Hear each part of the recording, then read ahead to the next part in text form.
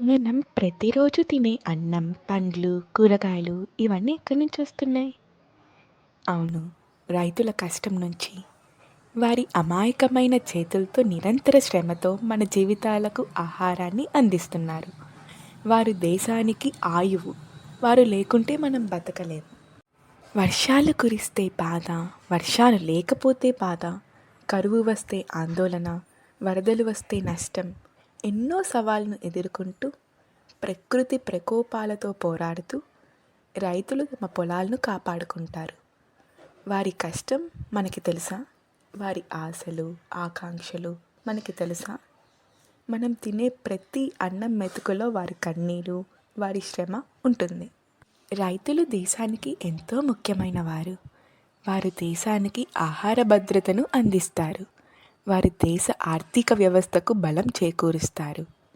వారు గ్రామీణ ప్రాంతాలు అభివృద్ధికి కీలకం. రైతుల కష్టాన్ని గుర్తించి వారికి సరైన గౌరవం ఇవ్వాలి. వారికి మద్దతుగా నిలవాలి.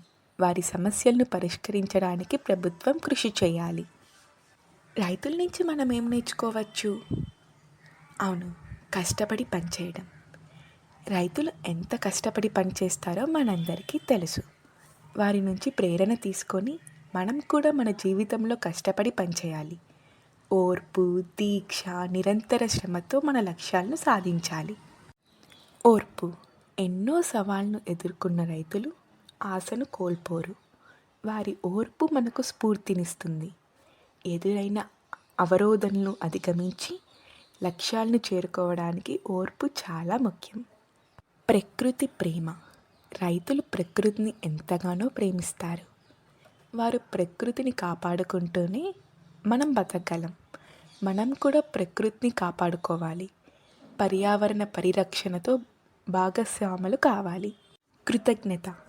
మనం తినే ప్రతి అన్నం మెతుకుకి రైతుకు కృతజ్ఞత తెలియచేయాలి. వారి కష్టాన్ని గుర్తించాలి. వారిని గౌరవించాలి.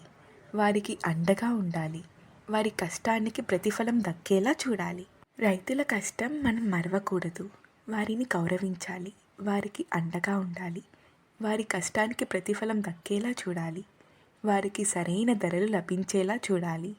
వారి పంటలకు మార్కెట్ సౌకర్యాలు కల్పించాలి. వారికి సాంకేతిక పరిజ్ఞానాన్ని అందించాలి. ఓ రైతులారా, మీకు వందనాలు. మీరు దేశానికి ఆయువు. మీ కష్టం మాకు స్ఫూర్తి.